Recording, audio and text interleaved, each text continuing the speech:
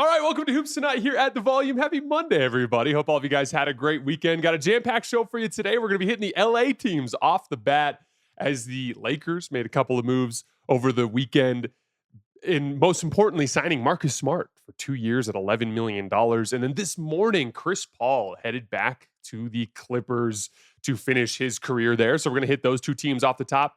At the tail end of the show, we spent a lot of time talking over the course of the last few weeks about the Western Conference and these tiers that I see. The top tier being the teams that are the clear best teams in the conference, and then this like second tier of teams in the West that are all kind of like vying for the best possible puncher's chance to get a big upset and get out of the conference. And I see two similar tiers in the Eastern Conference, and we haven't taken time yet this summer to kind of break that down. So at the tail end of the show today, I'm going to rank the top 7 teams in the Eastern Conference into two different tiers and just give quick breakdowns of why I see those teams in those respective tiers. You guys know the drill. Before we get started, subscribe to the Hoops Tonight YouTube channel so you don't miss any more of our videos. Follow me on Twitter at _JasonLT so you guys don't miss show announcements. Don't forget about our podcast feed wherever you get your podcasts under Hoops Tonight. It's also super helpful if you leave a rating and a review on that front.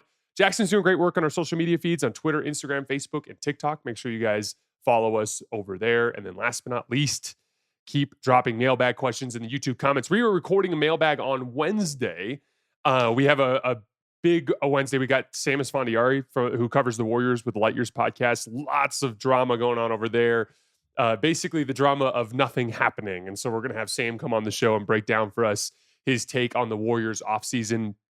But we're also going to be recording a mailbag that day. So if you want to get mailbag questions in for our Wednesday mailbag, which will air on Friday, drop them in the comments below this video. All right, let's talk some basketball. So the Lakers made 3 moves over the weekend. They cut Shake Milton, they cut Jordan Goodwin, and they signed Marcus Smart at 2 years and $11 million. First of all, good luck to Jordan Goodwin in the future. All of you Laker fans know, and they will. All Laker fans will tell you that he's a very useful NBA player.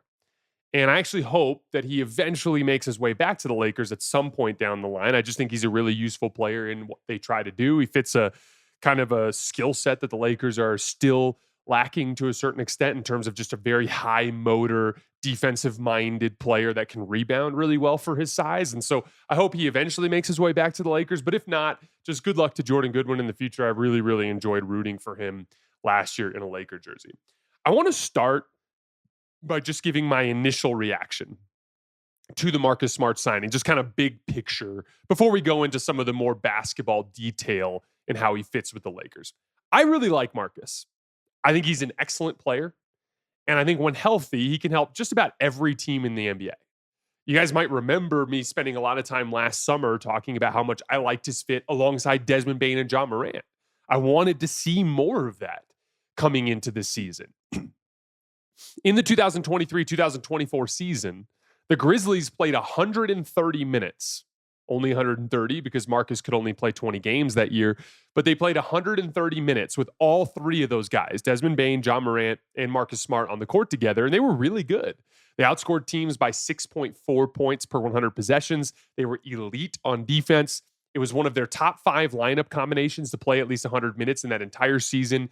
It just makes a lot of sense. Marcus Smart is a impactful, versatile perimeter defender when he's healthy, and he brought some of that connective playmaking to their offense and weak side scoring, and he just was a great fit with them. And I always have viewed Marcus Smart as a ceiling-raising type of player when he's healthy, but he just hasn't been able to stay on the court over the course of the last 2 years. He played in a grand total of 54 games in the last 2 seasons combined.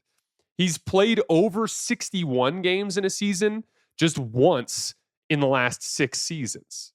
So everything with Marcus is theoretical in the sense that he just hasn't shown the ability to stay on the court, especially in the last couple of years. I've talked extensively about the Lakers needing a starting caliber 2 or a starting caliber 3 that is a professional two-way player, a defender that can contribute to what the team is trying to do offensively instead of taking away from it the way that a guy like Jared Vanderbilt does for the Lakers off the bench. Marcus Smart, when healthy, let's be very clear, he is not just a good option as a starting caliber 2 or 3. He's a great option there. But it's just like the conversation with Paul George and the 76ers. Paul George is fully healthy. He's not just a good option alongside Maxey and Embiid. He's a great option there. But how confident are you guys that Paul George is going to be completely healthy for the majority of next season? So that's where there's that big question mark there. Is like there's a version of this where Marcus turns out to be exactly what the Lakers need, but it's kind of threading a pretty narrow path in order to get to that point. The move for me continues to play into what I view as an extremely high variance season for this Lakers team coming up in the 2025-26 campaign. There's a version of this where everyone stays healthy, everyone plays close to their individual peaks, and they're like a top tier contender. That's on the table. Like, what if Luka gets in great shape and goes on a revenge campaign? What if LeBron maintains playing at that second team All-NBA level? What if LeBron and Austin both improve as catch and shoot players so they can fit more seamlessly off ball next to Luka? What if DeAndre Ayton in a contract year plays the best basketball of his career? What if Marcus Smart returns to form as one of the best role players in the league? That's a really fucking good team if all of those things happen. You'd be foolish to think that that group couldn't win the title if all of those things happen. But if just one or two of those things goes the other way, they're a playing team. Like if Marcus or DeAndre or LeBron struggle with injuries all year and because they're dealing with nagging injuries, they just kind of operate at a level below what they're capable of. They could easily drop in a Western Conference that's just stacked with really, really good teams. And so it just feels very much like a high variance season for this Lakers team. If you told me they were a top 3 seed and that they'd make the conference finals, I'd be like, that is absolutely an achievable thing for this Lakers team. But if you told me that they were going to make the play-in and then squeak in as a 7 or 8 seed and then get, sent home in 4 or 5 games, that doesn't seem out of the realm of possibility either. I mean, it just happened last year, right? So like, just feels very, very high variance because of just the sheer gap between overweight, bulky knee Luka versus MVP of the league level Luka, or LeBron when he's banged up and not himself versus the LeBron that we saw before his groin injury last year. DeAndre Ayton, the aloof, undisciplined player in Portland versus some of the peaks that we saw from him in Phoenix. The Marcus Smart that was a rock solid starter for the Celtics for years versus the guy that's been unable to stay on the floor. All of those things are potential outcomes for the Lakers this year on an individual level. I want to give credit where credit's due. I've been critical of the Lakers for looking entirely beyond the LeBron era with their assets. I think it's a mistake because there is no guarantee that you'll ever be able to find a player as good as this version of LeBron to put next to Luka Doncic. Like, if you ask me right now, is it more likely that the Lakers will eventually have another second team All-NBA or better player alongside Luka, or that they won't? I would argue it's more likely that they won't. It's just hard. There's 10 of them in the entire league, right? That's what second team All-NBA is. And LeBron flatly was playing at that level when Luka came to the Lakers. So I don't think that there's a guarantee that you're going to find another guy like that. In other words, in terms of top end talent, you might not ever be as good as you are right now in the Luka Doncic era. So my approach, if I was running the team, would be geared more towards finding ways to turn future-based assets, guys like Dalton Connect, who I do not think is ready to contribute to a winning team in a real dead series context yet, probably a few years away, probably, and a first-round draft pick. I would be trying to turn those into high-quality starters in their 20s who can retain value into the future alongside Luka. And by the way, I'm not saying that they could have done that to this point. That player hasn't really materialized yet. The summer isn't even over. They could do it before the season. They could do it at the deadline. I'm just saying I don't think they will, because I don't think the Lakers value that high-level starter nearly as much as they value a shot at Giannis or a shot at Nikola Jokic, right? So I just think in terms of the overall direction of the team, they're thinking more towards the future and the next great star to pair with Luka, rather than trying to capitalize on, we have a second team All-NBA guy with Luka right now and Austin Reeves and DeAndre Ayton. Why don't we try to maximize this? I think their focus is mere towards the future. But if you wanted to make a run with this LeBron and Luka group, without sacrificing any of your long-term flexibility, within those confines, this front office has done a very nice job this offseason. The Lakers needed two things mainly this offseason: a professional two-way starter at the 2 or the 3 to balance out their starting lineup, and they needed a starting caliber center, specifically one that would fit skill set wise with Luka Doncic. And they successfully obtained both of those guys in theory. It just obviously comes with a lot of potential downsides, which is why you can get Marcus Smart in the open market at 2 years, $11 million, and DeAndre Ayton in the open market at 2 years and 16 or 17 million, whatever it was that he ended up signing for. They were available at those numbers because they come with the downsides. Marcus Smart with his health and Ayton with his health and his lack of professionalism. But within those confines, we got to give the Lakers front office credit. They found two starting caliber players essentially for free in terms of asset expenditure. So credit to the Lakers, credit to Rob Pelinka and his entire staff for getting that done within those confines. My one big hope to try to bridge the gap between those two ideas, the idea that I'm trying to pitch in terms of maximizing the present versus the other half of the bridge, which is Pelinka and his focus more towards long-term flexibility with Luka. My one big hope is that if this team appears capable of making a run in February, if all of those things go the way I said that they could, Luka revenge campaign, LeBron All-NBA, Austin and LeBron improving as catch-and-shoot players, Ayton contract year dominance, Marcus Smart looks like the Marcus Smart from Boston. If those things happen and they're sitting as a 2 or a 3 seed in February, I hope at that point they make the sort of aggressive move to try to capitalize on this era. Aggression wins in the NBA. Oklahoma City loses if they don't get Alex Caruso and Isaiah Hartenstein. They were aggressive. Boston, the same thing with Drew Holiday and Kristaps Porzingis. Turned just another team towards the top of the league into a bona fide top-tier contender with offseason aggression. Toronto, obviously, to a more dramatic extent with Kawhi. Aggression wins. If you want to win the big pot, sometimes you have to push your chips in.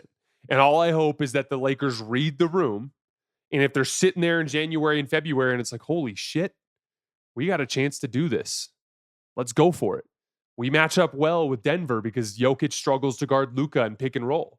We match up well with OKC because LeBron and Luka have such size advantages against their perimeter defenders. If they are in that situation, I hope they sense the opportunity. There is no big, scary Boston in the Eastern Conference this year. This is a gettable championship for teams that feel like they can match up well with the top teams in the West. And I think that the Lakers should feel that way, at least in theory, if all of those things shape out the way that they're capable of. All right, let's talk some basketball fit.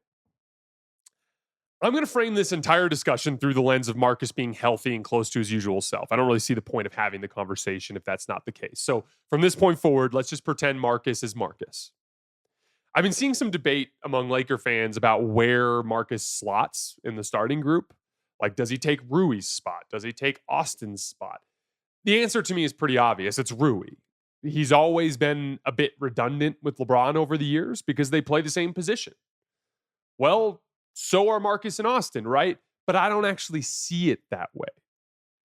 Your position isn't about what you can do on offense. Rui and LeBron fit beautifully on offense. Rui's off-ball chemistry with LeBron as a cutter along the baseline and as a weak side scorer, that works wonderfully well. It's about what you can do on defense. Rui and LeBron are both traditional low-men, help defender, defense rebounder, like weak side defenders. Neither of them are quick enough to guard opposing perimeter players at the 3. That is where it causes problems for them. Marcus Smart fills a defensive role at a starting caliber level that the Lakers haven't had since Max Christie. And he was sent out in the Luka trade, right? Marcus is a great option to deploy on the other team's best perimeter player. In other words, he's not redundant with any Laker in the starting lineup on that side of the ball. So he's an immediate great fit. He even brings scheme versatility. JJ Redick likes to switch a lot. Marcus Smart can pretty adequately defend 1 through 4. But if he wanted to run traditional coverages, like an at the level coverage with DeAndre Ayton and pick and roll where you don't switch, or a deeper drop, Marcus can do both. Marcus can pressure the ball and back pressure and get physical with defenders and get over the top of screens. So there's some scheme versatility there. I also think he more appropriately slots Austin as the second best perimeter defender on the team. That's where I think he's equipped just fine. Most of the issues with Austin over the years defensively have had more to do with him having to fill a role he should never have had to fill. Like him, we're tossing the ball up against the Warriors and like Austin's the primary defender for Steph Curry. Like that's not a great option. But if he's the primary defender for Buddy Hield, I think he can handle that. You see what I'm saying? And like, obviously switching complicates that to a certain extent, but there is a lot more versatility in terms of scheme if you have a traditional point of attack defender versus a guy that's cosplaying as one because you simply don't have one in the starting lineup. In general, a starting lineup featuring Marcus Smart would have a much more balanced defensive look. Marcus Smart fills that traditional athletic defensive guard that guards the opposing best perimeter player, right? Luka functionally is that skill guard you have to hide, just like you have in so many teams around the league. You do this with the Clippers with James Harden. You do this with the Warriors with Steph. You do this with the Hawks with Trae Young. You do this with all of these different teams. Dallas will do it with D'Angelo Russell this year. Like the skill guard that you're kind of trying to hide on a player that he can hedge and recover on, blah, blah, blah. That's Luka. He's fine. You can usually get away with one of those guys. Austin functionally kind of slots in as like your guards the second best perimeter player, like a lock and trail guy guarding like a movement shooter. Like if you're playing Orlando, he's going to guard Desmond Bane, right? Or like he's going to guard the off ball scorer, the secondary scorer, and then LeBron is your traditional low man, and Ayton is your traditional athletic big that you can establish your baseline scheme with. Now the Lakers are going to score a shit ton of points. We've talked about this. If they're healthy, DeAndre Ayton brings that 4-out, 1-in spacing threat as a roll man that should make this team very difficult to guard. I think the Lakers are going to score a lot of points. So they don't need to be an amazing defense. They just need to be a middle of the pack defense. And I think they have a much better chance of achieving that with a healthy Marcus Smart than they do with a less healthy Marcus Smart or without him on the roster. I also generally think in terms of starting him over Rui, I generally think Rui has more value as a utility player off the bench that you can plug and play into different kinds of lineups or spot starts. Like, oh, Marcus Smart is out. We just go back to last year's starting lineup. Here's Rui. Oh, LeBron's out. Well, Rui can play the 4. He'll play LeBron's position. Austin happens to take a night off. Marcus can slot up to the 2. You play Rui at the 3. He's like a 6th starter that also can be plugged into a bunch of different bench looks. On offense, Marcus has always been a streaky shooter. He didn't shoot well in Memphis, shot well in a small sample in Washington, but that's been the case in Boston forever. He's going to have games and stretches of games where he shoots really well, and then games and stretches of games where he can't make anything. He's just a very streaky shooter, but he's pretty solid at everything. He can play off the catch as a spot-up guy. He can play make out of the middle of the floor and 4-on-3s off of Luka blitzes. If you guys remember in the 2022 finals, Marcus did a lot of really high-quality playmaking work in the middle of the floor. He can run action with the bench group, like he's a solid pick-and-roll ball handler.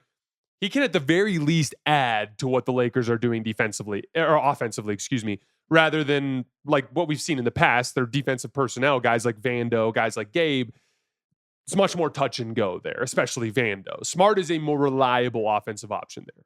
So fingers crossed, Lakers fans. If we can get a healthy Marcus Smart for the entire season, that's a hell of a team. But I'm just being honest. Like when I saw the alert come through and I looked down and I'm like, oh, sweet, Marcus Smart with the Lakers. My first thought was like, I'll believe it when I see it, just because it's just so, I just haven't seen Marcus be able to sustain his ceiling personally on the floor without breaking down physically over the last couple of years. I'm hoping that's not the case, but that was just my first thought when I saw it. It was like, I really liked him in Memphis. I really wanted to see him in Memphis, and he just couldn't stay on the floor. Alrighty, Chris Paul signing with the Los Angeles Clippers. I love this signing. Nothing says summer like long days, clutch plays, and firing off a few bets on the game, all with DraftKings Sportsbook. As the season heats up, so do the bats. And DraftKings Sportsbook has you covered with live betting, home run props, odds boosts, and more. Whether you're chasing dingers or jumping in mid-game, there's always action to be had. Never bet on baseball before? It's easy. Just pick a guy to go yard.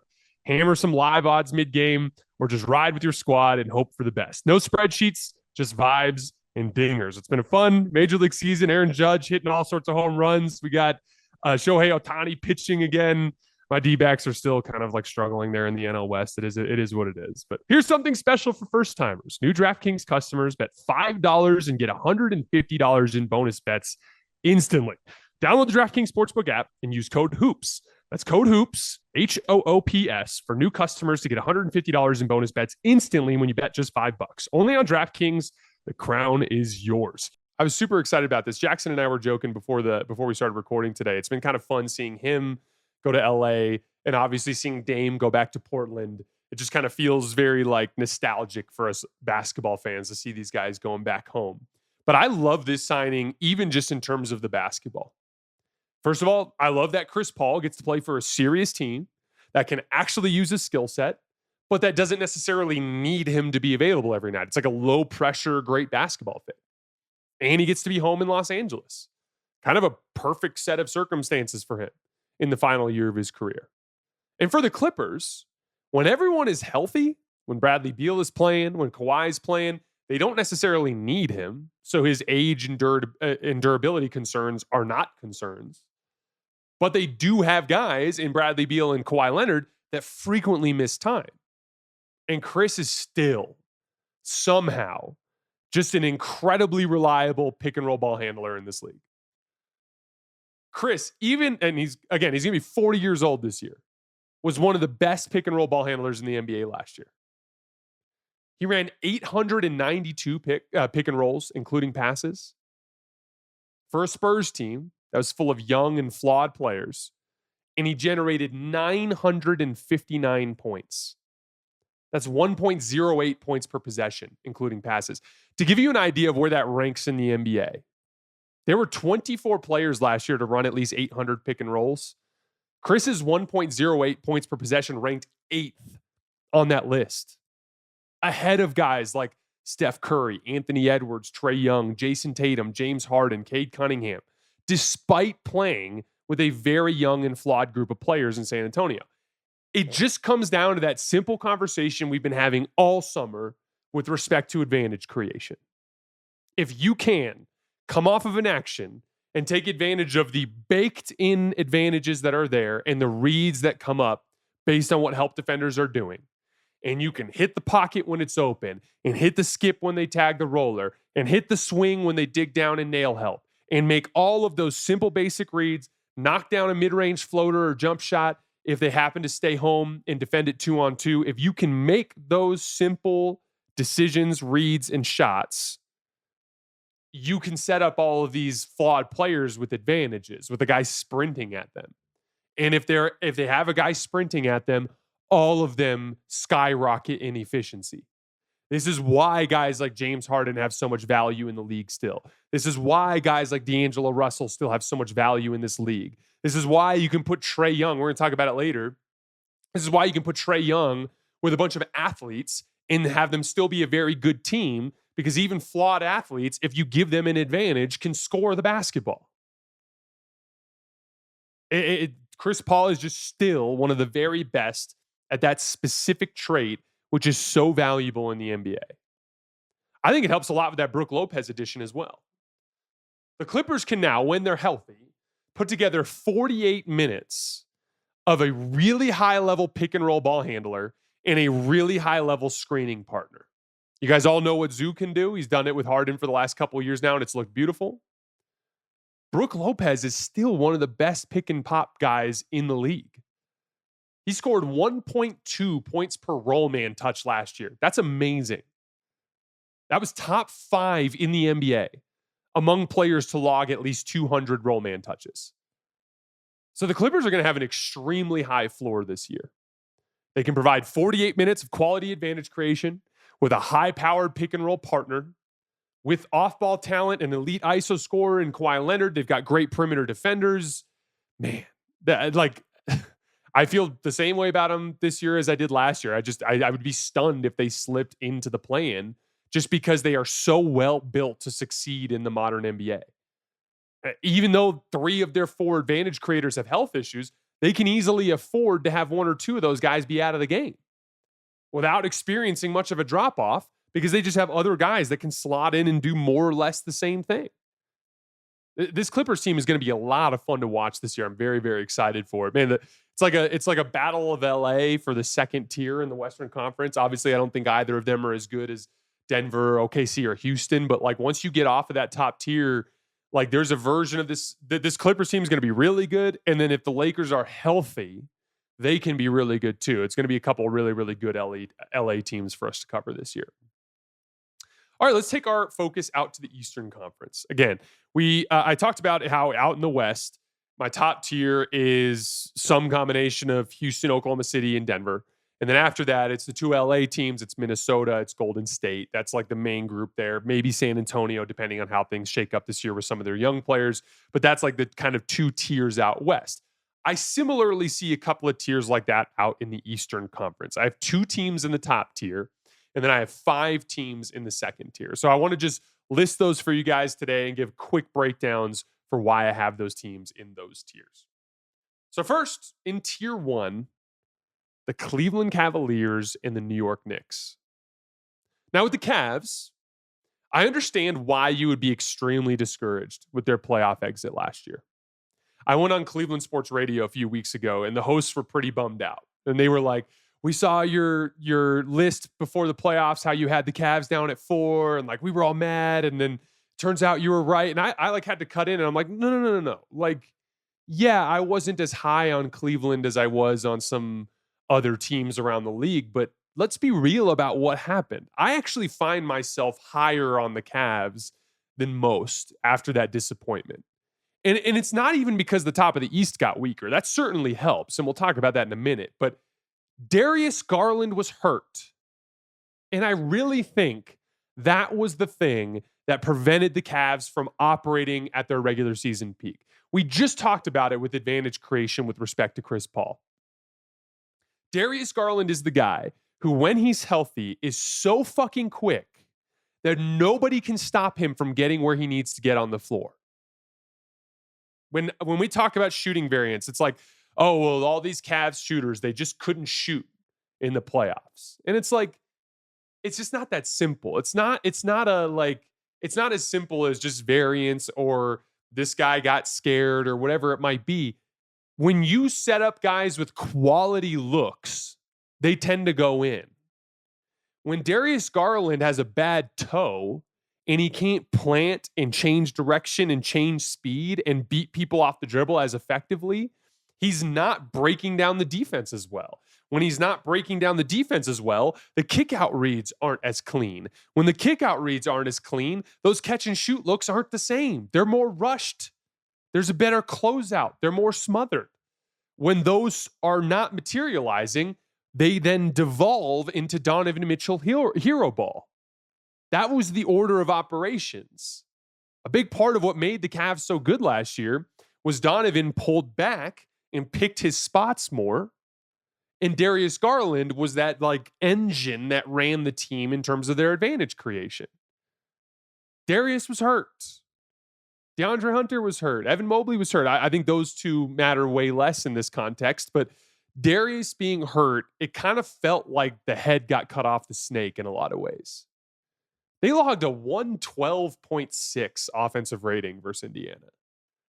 Like the thing that drove them all year, their unbelievable offense abandoned them. And I do think it is connected to that Garland injury.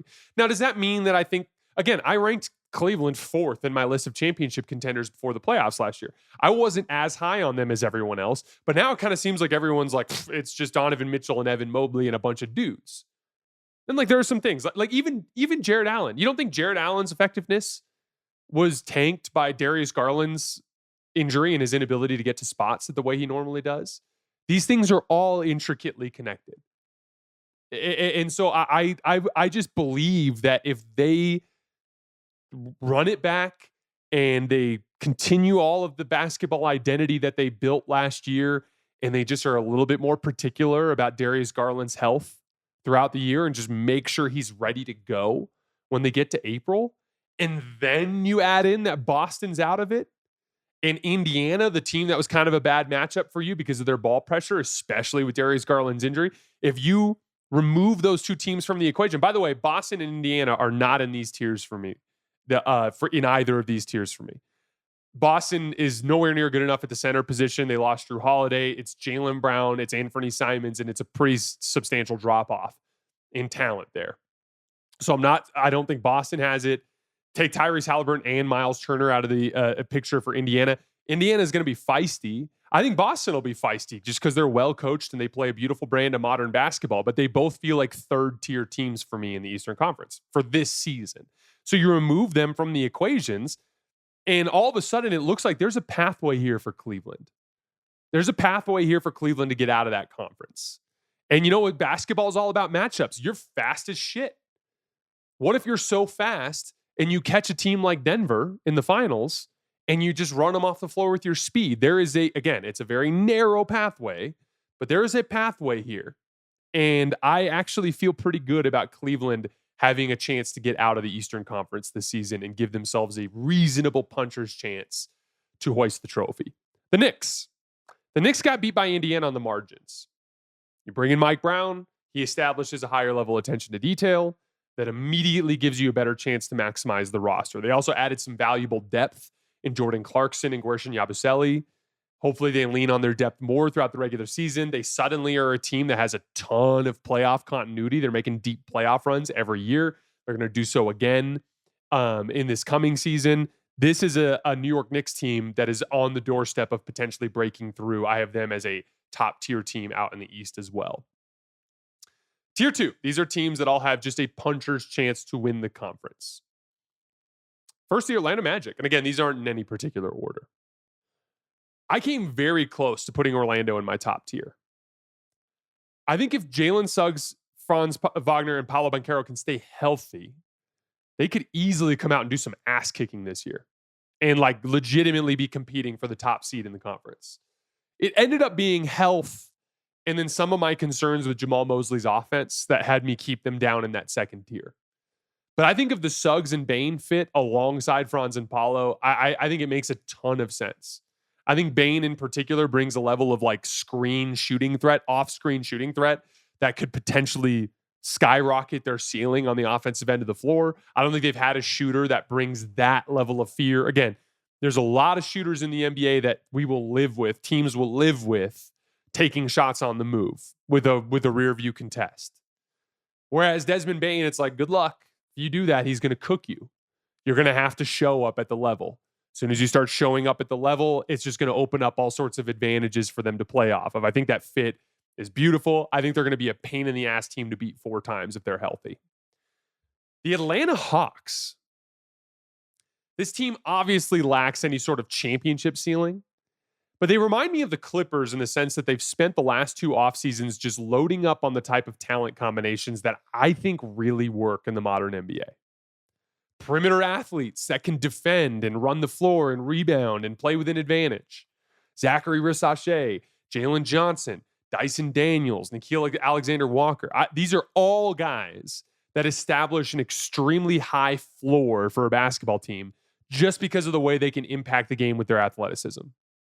And when you put them in the context of a supreme advantage creator like Trae Young, they all have higher offensive utility than they would have elsewhere in the league. Like Nikhil Alexander-Walker is a pretty damn good spot-up shooter, and he's been playing on a team that doesn't move the ball particularly well over the last few years. I love the Porzingis fit. If he can stay healthy, Trae Young is a drop coverage destroyer, but over the years, he has struggled when teams can effectively switch ball screens with quality defenders.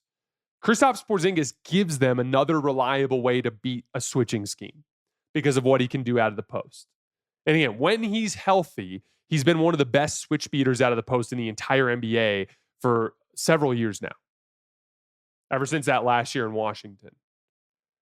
Even a smaller move for Atlanta, like getting Luke Kennard, similar to what we were talking about with Desmond Bane, guys that can shoot coming off of screens like Kennard generate lots of natural advantages that make life easier for their athletes. I am relatively certain that Atlanta will be above the play-in, and I think they have a really good shot at home court in the first round of the playoffs. I would not be surprised at all if they were a top 4 seed this year. 3 more. Milwaukee. Such a bizarre and funky roster, obviously. Guys like Kevin Porter Jr. and Cole Anthony as your ball handlers. High ceiling, low floor forwards like Kyle Kuzma and Bobby Portis. Miles Turner is probably the second best player on this team. But they have Giannis Antetokounmpo. And a version of him that over the years has been developing into more and more of a point forward. A guy that can really read the floor and spray out to shooters. And this Bucks front office has surrounded him. You say what you want about the roster, and it's got its issues. They surround him with quite a bit of shooting. When it's Miles Turner out there, when it's Bobby Portis out there, Gary Trent Jr., AJ Green, like these dudes can knock down, catch and shoot jump shots at a high clip. And so there's a lot of value in Giannis's growing playmaking ability. Giannis has the opportunity this year to do what LeBron did in 2018. These teams above him are beatable. Again, I like Cleveland. I like New York. I like all these teams I've talked about. They're beatable. These are not world-beating teams. And it's Giannis with a ton of shooting around him. It's a funky roster. Remember that 2018 Cavs team was a really weird team. But yeah, like LeBron was able to just kind of backpack that group to a finals berth. I think Giannis has a similar chance this year if he can reach that type of ceiling. But again, like 2018 LeBron, I'd argue, is the best basketball player I've ever seen. So again, it's a really high level to get to, but I do think Giannis has some of that capability this season. The Detroit Pistons. Kind of a strange offseason with the situation with Malik Beasley and what he may or may not have been doing. But they did an admirable job of replacing that talent with guys like Karis LeVert and Duncan Robinson. They also lost Tim Hardaway Jr., so they've replaced both of those guys. Duncan brings that hyper-aggressive off-ball scoring that we've been talking about with guys like Desmond Bane and Luke Kennard. I actually think Duncan is a underrated playmaker in this league out of screening action, something you Pistons fans will learn to love about him right away. I think he almost like gives you more aggregate playmaking on the floor, which I think brings a lot of value. And then Karis LeVert is basically just a bigger and higher floor version of Dennis Schroeder. I don't think he's quite as high ceiling as Dennis Schroeder, but he's just, in terms of his size and athleticism, his ability to guard on the perimeter, and just his ability to get his shot off over the top, he's a bigger, higher floor version of Dennis Schroeder. If Jaden Ivey can come back healthy, and if he can fit well with this group, and if Cade continues to improve, they absolutely have a puncher's chance to win the conference. And then lastly, we have to have an obligatory 76ers appearance, Clippers East, in the sense that if Joel Embiid and Paul George are healthy, they immediately become one of the more talented rosters in the conference. So you can never write them off completely, even though I don't think any of us actually think that's going to happen. So those are the 7 teams that I view in the top 2 tiers in the Eastern Conference. All right, guys, that's all I have for today. As always, I sincerely appreciate you guys for supporting us and supporting the show. Again, we'll be back on Wednesday with Sam Esfandiari, and we're also recording a mailbag that day that's going to air on Friday. So make sure you guys drop some mailbag questions in the comments. I will see you guys on Wednesday.